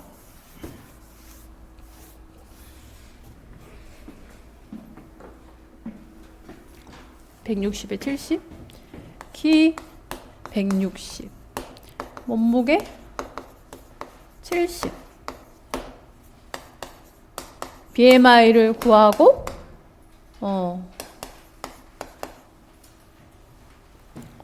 BMI를 구하고 해석하세요. 그리고는 얘가 몇 살이야? 나이 중요하죠? 나이는 고1 몇 살이죠? 고1이면 16세 그죠? 17세인가? 17세. 그럼 여기서 15, 16, 17 뭘 봐야 돼? 17주 그죠? 95, 85 이거 봐야지. 이제 BMI 해석해 보면 예를 들어서 27.3%가 나왔다. 그러면 여기 이렇게 해보니까 25다. 그럼 얘는 뭐예요? 비만이다. 해석하라 그랬죠. 해석하니까 비만이다. 이렇게 되고 BMI는 27이다. 해석해 보니까 비만이다. 왜? 근거 95를 넘었으니까 비만이다. 그리고 이 이후에 병리 검사. 이 학생에게 필요한 병리 검사는 뭐죠? 2차적으로 검사 더 해야 되는 건 뭐였어요? 혈액 검사해야 되죠. 병리 검사 중에. 혈액 검사해야 되죠. 혈액 검사하는데 이 혈액 검사의 내용은 뭐 있어요? 당, 콜레스테롤, HDL, LDL, 간염지수 AST, ALT. 그죠? 또 검사해야지. 그래서 그렇게 열거하는 거. 또는 비만이라고 했을 때 검사할 수 있는 거 또 뭐 있어요? 병리 검사, 혈액 검사만 물어봤으면 요거만 쓰고 고1이니까 여기서 혈색소, 헤모글로빈도 확인해야 되지. 또 확인해야 되는 건 비만이니까 허리 둘레 확인해야 되는 거죠. 그래서 질문을 잘 봐야 돼요. 검사 내용을 다 쓰라고 하면은 허리 둘레까지 써야 되고, 필요한 혈액 검사가 항목을 써라. 혈액 검사에 항목을 쓰라고 한다면 헤모글로빈까지 써야 되는 거. 또는 고1 학생이 아니야. 초등학교 4학년이야. 그러면 혈색소는 빠지겠죠? 그렇지. 그러니까 고1로 나올 가능성이 제일 많고, 아니면 헤모글로빈을 포함을 시키지 않고 나머지를 쓰라고 했을 때 허리둘레 빼먹는 사람도 많거든요. 비만 학생에게. 그렇게 반드시 출제될 거예요. 그래서 이거 그래프 보는 거 있잖아요. 익숙해야지. 자, 19번 문제 너무너무 중요한 A급이고, 검진 항목. 자, 음차를 대고 청력 검사했을 때 전음성 난청으로 판단되는 것은 음차 검사하는 거. 이것도 계속 출제되는 내용이에요. 지금 이 검사 이름이 뭐예요? 검사 방법을 멍멍하세요? 베버 테스트. 그죠? 웨버 테스트. 근거는 뭐예요? 전음성 난청이라고 판단된 근거는?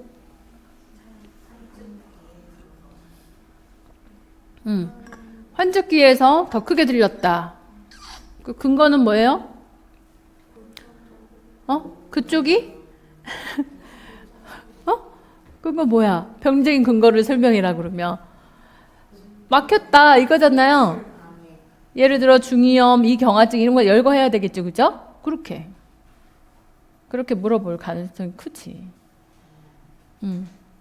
이 환절기에서 크게 들린 이유가 뭐야? 환절기에서 크게 들렸어. 얘는 결과가 뭐지? 전음성 난청. 그러면 그 이유는 뭔 것 같아요? 병리적인 이유를 쓰라. 이렇게 얘기할 수 있겠죠. 중이염. 우리가 아는 건 환절기에서 크게 들린다. 제일 많이 아니까 그걸 문제 내지는 않을 거라고. 왜 환절기에서 크게 들리지? 그 이유, 병리적인 이유를 한번 제시해봐라. 이렇게 얘기하겠죠. 자, 21번 보세요. 1.5m, 이제 시력이다. 1.5m에서 3m형 시력표의 0.1을 볼 수 있다면, 그의 시력, 3m형 시력표인데 왜 1.5에서 봐? 이미 나쁘니까. 그죠? 그 다음은요, A 학생 시력을 검사를 했는데 5m형 시력표인데 2m에서 0.1을 봤대. 무슨 얘기예요? 1m, 저기 정상 시력으로 볼 수가 없다. 0.1도 안 보였다는 소리잖아요. 그러니까 걸어와야지. 걸어와서 어떻게 계산하라고 그랬어요? 보이는 거리 곱하기 측정 거리분의 1. 측정 거리가 얼만데? 3분의 0.1 곱하기 보이는 거리 얼마? 1.5. 22번은요. 5분의 측정 거리분의 0.1 곱하기 보이는 거리 얼마? 2. 그래서 항상 측정 거리분의 0.1 곱하기 보이는 거리 외우셔야 돼요. 그러니까 10표에 대한 번호, 그 분모 분자 이런 것들 스넬렌 차트를 보는 방법을 물어봤으면, 그 다음에 0.1도 안 보이는 애들 시력을 어떻게 평가할 건가? 이거 출제 되겠어요, 안 되겠어요? 그런 거 출제하지. 산출 공식 가르쳐줘요, 안 가르쳐줘요? 안 가르쳐주지. 그따위는 알아서 하세요. 뭐 이런 거잖아요. 측정 거리분의 0.1 곱하기 보이는 거리. 보이는 거리까지 걸어와 보세요. 이렇게 이제 사례에서 제시하겠죠. 0.1, 선생님이 0.1도 안 보이는데요. 걸어와 보세요. 그래서 2m에서 얘가 봤다. 통상적으로 우리가 학교에서는 5m용 한전식 시력표를 많이 쓰니까 측정 거리는 5일 거라고. 5분의 0.1 곱하기 보이는 거리. 약시가 0.04는 약시입니다. 0.04 이상, 0.3 이하. 그런 정도. 그러면 0.04네요. 안경을 교정해야겠어요. 이렇게 되는 거겠지. 자, 24번. 이때도 제가 설마 이게 나올까 하고 모의고사 마지막에 11월 달 3대 주에 둘째 주에 유아가 초등 시험을 보잖아요. 한 주 앞에 시험을 봤는데 항상 그 초등 시험을 보거든요, 제가. 먼저 요즘 요 추세가 뭔가 싶어가지고 그리고는 마지막 시험 문제를 많이 바꿔요. 그래서 유아 시험 문제를 봤더니 이건 어려운 것도 아니고 쉬운 것도 아닌데 이상한 내용이 이런 것까지도 물어보네? 이런 의아한 문제들이 그때 많이 나왔던 것 같아요. 그래가지고서 그런 문제가 뭐가 있을까 생각을 해가지고 이런 설마 이렇게 시표 보는 거 이런 게 나올까? 이러면서 모의고사에 이런 거 나오면 못 맞추겠는데? 이러고서 낸 문제가 나온 거, 출제한 거죠, 그대로. 그래서 사실 이때 분모, 분자까지 시력을 분수로 표시하던데 분수에서 분모와 분자는 무엇을 나타냅니까? 하는 거에 대부분은 답을 맞추질 못했어요.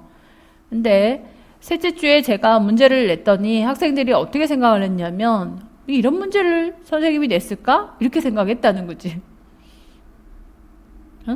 웃기죠? 그래서 출제한 문제조차도요, 마지막에 그냥 안 봤어요. 이러는 경우들이 있었어요. 그때 진짜 놀랬지. 이런 것까지 나오는구나. 그런데 한전석식 시력표는 5m, 스넬렌 시력표는 6m. 스넬렌 시력표가 출제가 되었었고요. 기억에 들어갈 내용을 쓰라고 했고, 그리고 시력 검사는 포켓 근거리 시력표를 눈에 35cm 떨어진 곳에서 읽고, 원거리 시력 검사는 차트에서 3m 떨어진 곳에서 봅니다. 작은 시표부터 큰 시표로 읽도록 합니다. 라고 했어요. 자, 그리고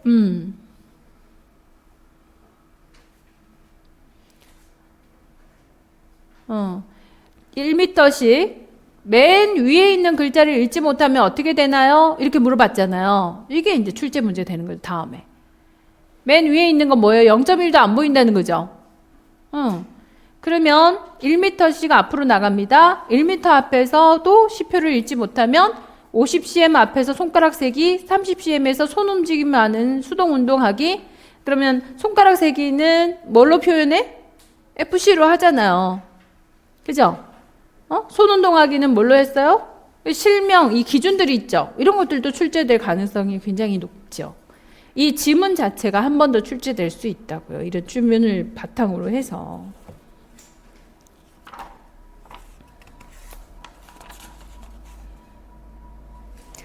그때 대면 검사도 나온다고 했던 내용이에요. 근데 이게 묶어가지고 같이 출제가 됐더라고요. 검사자와 마주보고. 그래서 눈에 관련 녹내장 가족력이 있다고 말했더니 한쪽 눈을 손가락 뻗어가지고 너보고 나보고 뭐 이렇게. 그리고 또 각도 검사, 귀 쪽에, 코 쪽에, 위쪽에, 아래쪽에 60도. 시야 검사죠. 시야 검사. 대면 검사, 시야 검사. 이거 두 가지를 다 얘기하고 있는 겁니다. 그래서 제가 강조하고 싶은 건 뭐냐면 눈이 굉장히 중요해졌구나 이거요. 눈 파트가 출제할 거리들이 너무 많아요. 자, 수정해야 되는 내용은 뭐죠?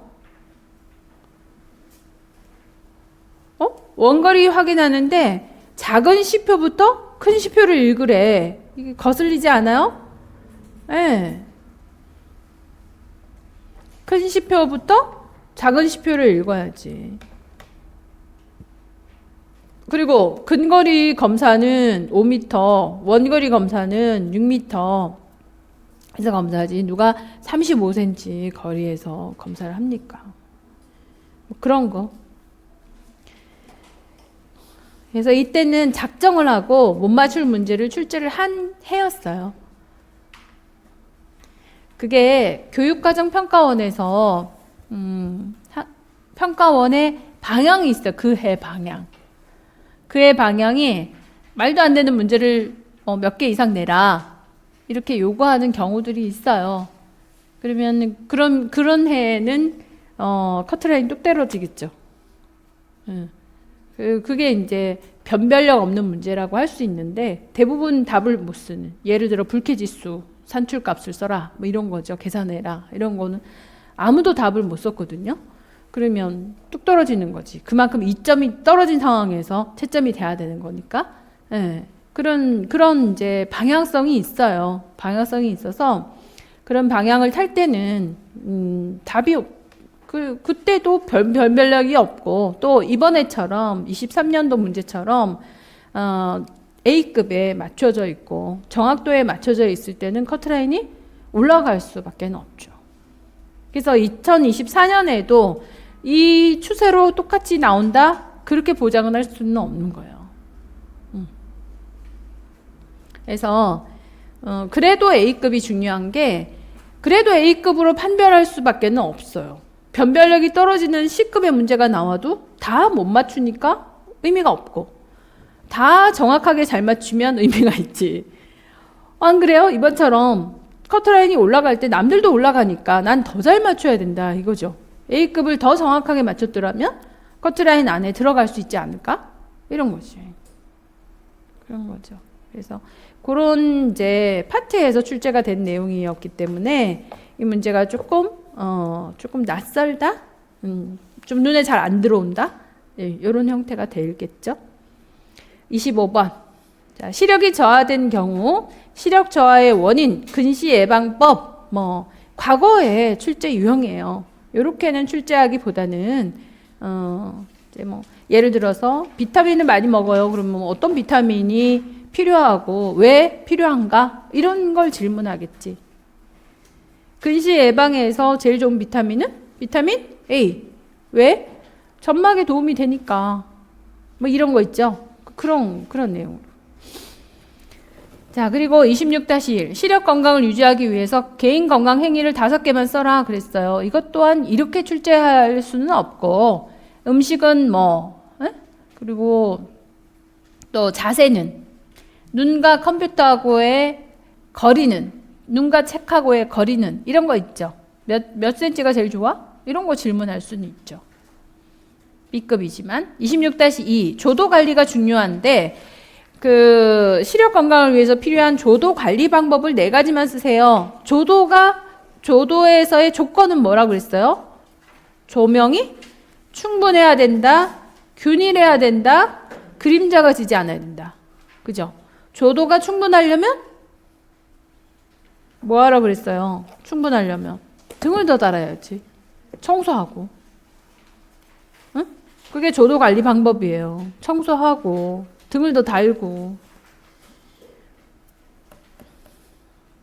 또 눈부심에 있어서는 커튼, 그림자 지지 않게 하려면 왼쪽 좌후방이죠. 좌후방에 등을 달아야 된다. 그런 내용이죠. 눈부심에 있어서는 커튼도 필요하지만 이 색깔 있잖아요. 도면. 그래서 이게 흰색이보다는 이렇게 초록색이 더 흡수가 많이 되는 거예요. 그런 거. 27. 척추 측만증. 예. 주요 증상, 전방 굴곡 검사의 실시 방법, 척추 측만증의 예방법, 그 다음에 이렇게 자세에 따라서 검진해야 되는 내용, 그리고 검진 31번의 검사명, 검진해야 할 사항 1가지, 이렇게 척추 측만증에 대한 내용이 왕창 출제가 됐는데, 요건 이제 저쪽에 그 근골격에 가서 그거 배우고 또 다시 설명하도록. 그 다음 집단 검진. 자, 집단 검진의 효율성을 위해서 갖춰야 하는 조건. 자, 이 조건이 2개가 있다 그랬어요. 효율성의 조건이 있고 집단 검진의 구비 조건이 있다 그랬어요. 집단 검진의 효율성의 조건에서는 제일 중요한 조건이 뭐였죠? 정확도. 정확해야 돼. 제일 중요했고, 구비 조건으로서 제일 중요한 건? 그렇죠. 중요한 건강 문제여야 된다는 거죠. 에? 아주 중요한 거여야 된다. 코로나 같이. 죽고 사는 문제여야지 스크린 테스트의 의미가 있죠. 아니면 집단으로 검진을 하지 않잖아요. 네. 국민 모두가 검사해야 됩니다. 이런 건 없었지 않습니까? 그래서 아주 중요한 건강 문제여야 된다라는 게 너무 중요한 거죠. 중요해야 되고 치료가 될 수 있는 거여야 된다 그랬어요. 그죠? 그래서 구비 조건하고 효율성의 조건하고를 꼭 구분하셔야 되고요. 집단 검진의 목적, 이건 B급이에요. 목적 정도는 다시 나오기는 어렵지 않을까. 그렇지만 34, 35, 36 이거 전부 다 뭐예요? 지금 정확도 구하는 거 나오죠? 출제하잖아요. 37 양성 예측도, 38 네? 양성 예측도, 음성 예측도 산출하고 의미를 쓰세요. 이거요. 그리고 39 23번 23년 문제 양성 예측도의 개념을 쓰세요. 이거요. 민감도 특이도를 산출하세요. 단 반올림 없이 소수점 첫째 자리까지. 반올림 한 사람이 있었을까 없었을까? 있지. 에? 계산하다 보면 소수점 첫째, 둘째만 가잖아요. 반올림 한 사람이 있다 없다? 생기는 거예요. 그래서 조건 실컷 계산 잘 해놓고 조건 때문에 틀리고 이러면 안 되는 거예요. 자, 항상 뭐를 각오하고 있어야 되느냐 하면 산출을 했으면 그 값에 대한 해석을 하실 수 있어야 돼요. 역학이나 모든 역학이 그랬죠. 값을 구했으면 마지막에 그 의미에 대한 해석을 하시는 게 엄청 중요합니다. 그래서 값만 구하라 라고 뭐 하면 땡큐. 해석하라 하면 이제 심각해지는 거예요.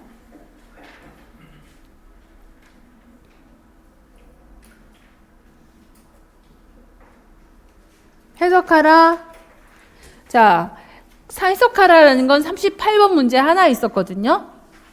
38번에 한번 보시면 흉부 방사선 촬영 검사의 양성 예측도와 음성 예측도의 백분율로 산출하고 이때도 반올림 없이 첫째 자리까지 제시하라라고 했고 산출값의 의미를 쓰세요 라고 했습니다. 산출값의 의미는 뭐를 강조하고 싶은 걸까? 도구의 정확도. 도구가 예측한 사람 있죠? 몇 %다.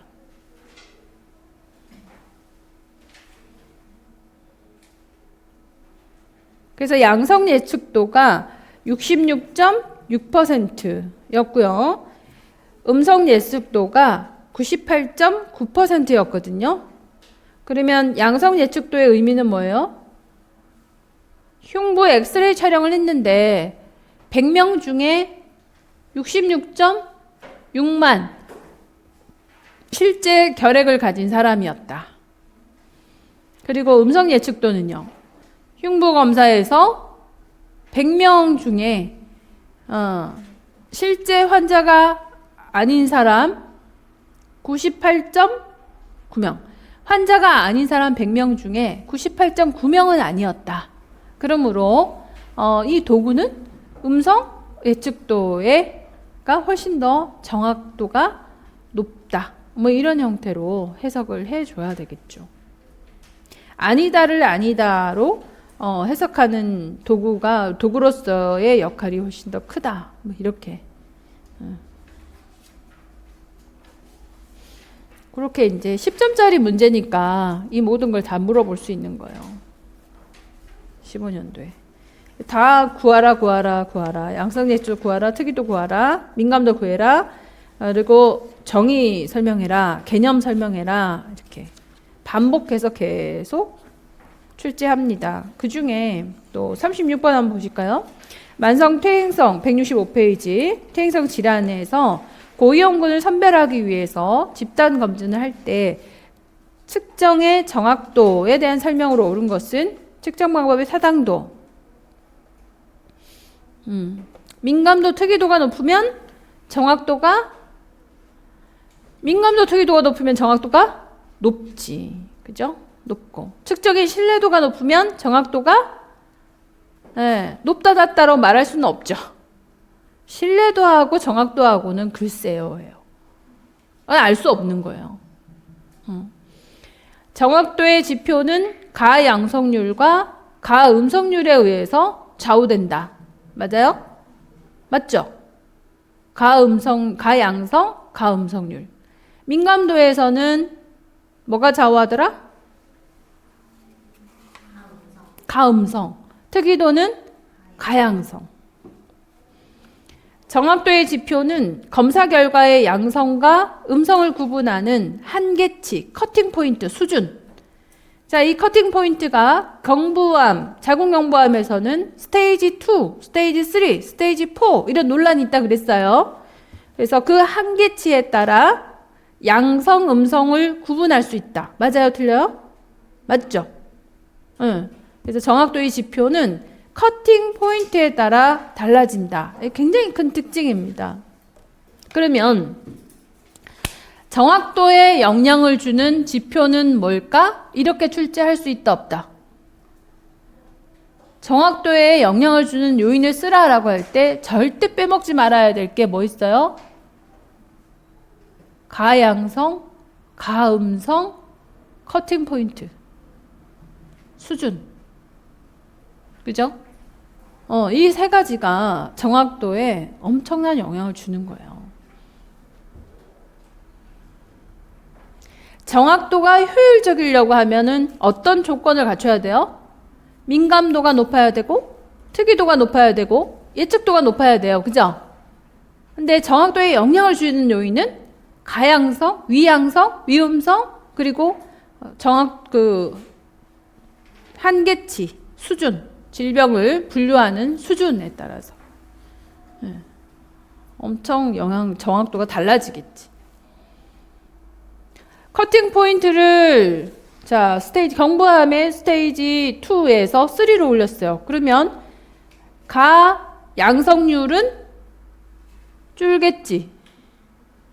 그죠? 안 그래요? 그죠? 그런 식으로. 그러면 정확도가, 민감도가 떨어지겠지. 그러면 스테이지 3에서 스테이지 2로 수준을 낮췄어요. 커팅 포인트를 낮췄어. 그러면 가양성률은 올라가겠죠. 민감도도 올라가겠지. 민감도 올라가면 정확도는 높아지겠죠. 네. 어쨌든 환자를 많이 내가 찾아냈잖아 이거예요. 정확도는 환자를 환자로 찾아내기만 하면 되는 거 아니야? 이건 거죠. 그래서 36번 문제는 정확도라고 하는 의미에서 반드시 또 출제 의미를 갖고 있어요. 가양성, 가음성, 한계치. 그걸 잘 생각해 보도록. 일단 보건실 운영에 있어서는 기록의 목적이 한 번 출제가 됐어요. 이건 B급이라 또 출제될 가능성은 별로 없어 보이고, 학교 환경관리에서는 정화구역의 종류와 기준이 출제됐고 금지 행위 시설이 나왔는데, 금지 행위 시설이 나올 가능성은 참 많이 떨어집니다. 이제 그 교육환경보호법으로 넘어가기도 했고, 그것보다 항상 거리 기준, 정화구역의 종류 있죠? 절대 상대. 그리고 이번 문제도 2010년 문제도 뭐에 대한 얘기예요? 절대 정화구역, 상대 정화구역 이거죠. 네, 이거 똑같아요. 거리 50m까지는 절대, 200m까지는 상대. 그 다음에 3번 환경위생 관리 항목 6개. 학교 내 환경관리 내용이 뭐냐? 관리 항목하고 또 같은 내용이고, 그 다음 5번 보시면 정상에서 벗어난 항목 2가지를 찾아가지고 각각의 정상 기준치를 한번 써봐라 그랬어요. 그래서 미세먼지 90, 이산화탄소 900. 자, 미세먼지 90이에요. 이런 식으로 안 나오겠지 이제. 그죠? 뭐 몇 마이크로 제시하겠지. 2.5다, 10 마이크로다 이렇게 제시하면 알아서 초미세먼지인지 아니면 미세먼지인지를 구분할 줄 아셔야 돼요. 그러면 그걸 보고 기준이 넘었다, 아니다 알 수 있고 지금 이 상태에서는 이미 넘어섰네. 미세먼지만 하더라도 70이니까 이 14년도에서는 100이었거든요. 기준이 100, 150 막 이랬기 때문에 이 기준 아니었고 지금은 더 깐깐해져서 35, 70으로 내려왔으니까 탈락인 거지. 이산화탄소 기준은 얼마였어요? 1000이잖아요. 그러니까 이건 아니고 성면 또 소음 50, 온도 자동 조절된대. 조도 환기, 조도 320, 조도 비율, 인공 조명이면 최대 조도와 최소 조도 비가 10대 1이 아니라 3대 1이어야 되겠지. 1인당 환기량은 21.6 이런 식이니까 이런 형태로 14년도 5번 문제 있죠? 이 형태로 반드시 다시 출제가 될 거라고 봐요. 올해 학교보건에서 출제되면 환경 파트, 공기질 집중되어 있어요. 환경 파트의 공기는. 환기 횟수를 구하라고 하든지 다 나올 수 있지. 또는 기준, 미세먼지 기준 또는 미세먼지가 강화되었다면 어떤 조치를 취해야 되는지 교실 내 미세먼지도 중요하고 대기 중의 미세먼지도 중요하잖아요. 안팎으로 미세먼지 기준에 어떻게 조치를 해야 될 건가 뭐 이런 것들까지도 준비하셔야 되고 환기량 나오잖아. 환기량 구하는 공식이 있었지 않습니까? 공식까지 생각하셔야 돼. 그래서 이런 문제 얼마나 좋아요. 5번 같은 문제 그대로 다시 출제될 거예요. 기준치를 넘어섰을 때 넘어선 건 뭔가 그리고 어떤 조치를 해야 되지 이렇게 질문 되겠죠. 또는 이제 여기가 교실이 아니고 일반 교실이 아니고 예를 들어 난방하는 교실이다 이렇게 나올 수도 있고 또는 보건실에서 이렇게 나올 수도 있잖아요. 그럼 기준이 늘어나겠죠. 보건실이라고 한다면 뭐까지 포함되죠? 진드기 이런 것도 포함이 되니까. 신축 건물이다. 개교한 지 1년 됐어요. 이렇게 나올 수도 있겠죠. 그럼 또 뭐가 포함돼? 총, 휘발성 유기, 화합물하고 포름, 알데히드 둘 다 들어가죠? 뭐 그런 거.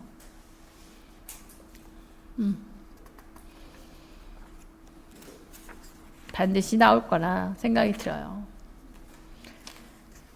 자, 환경 파트에선 그렇게 집약해 볼 수 있고 그러면 건강검사에서 자, 건강검사에 시력이 나온 지는 얼마 안 됐으니까 청력 나올 가능성이 더 크겠네. 그죠? 구강은 한 번도 안 나왔잖아요. 그러니까 구강 출제도 상당히 유력하죠. 별도 검사 중에 소변검사, 시력검사, 결핵검사, 구강검사. 결핵검사는 왜 결핵검사, 엑스레이 촬영을 결핵검사를 했는데 결핵을 검사해 보니까 엑스레이를 찍어 보니까 뭐가 더 많이 나왔어요? 척추 측만증이 많이 나온 거예요. 그래서 척추 측만증이 학교 안에 들어오게 된 계기가 된 거죠. 엑스레이 찍다가 보니까 야 이거 애들이 다 삐뚤어져 있는데 이거 휜 거 이거 똑바로 자세만 해주면 되는 걸 이렇게 해서 척추 측만증이 발달됐으니까 사실은 같은 맥락에서 봐야지. 그러니까 별도 검사에서 소변 검사, 시력 검사, 결핵 검사, 척추 측만증 검사, 그 다음에 구강 검사 이거 있죠. 이게 돌아가면서 출제하는 거라고 생각하시면 돼요. 시력 검사 나왔으니까 청력 검사도 같이 거기 포함해가지고 소변 검사, 시력 검사, 청력 검사, 결핵 검사, 구강 검사, 척추 측만증 검사 돌아가면서 출제한다고 생각하시면 돼요. 실제로 돌아가면서 출제가 되고 있고 그래요.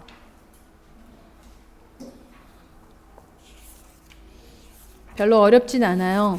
그러니까 안팎으로 제가 올해 특히 유력하다라고 하는 것도 있죠. 그런 것들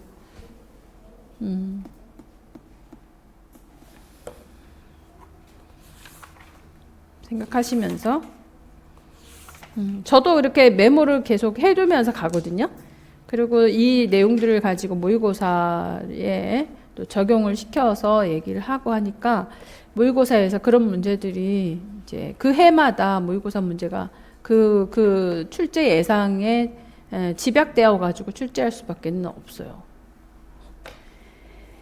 자, 여기까지 오늘 정리하고요. 다음 시간에는 보건교육 파트 전체 다 진행할 생각입니다.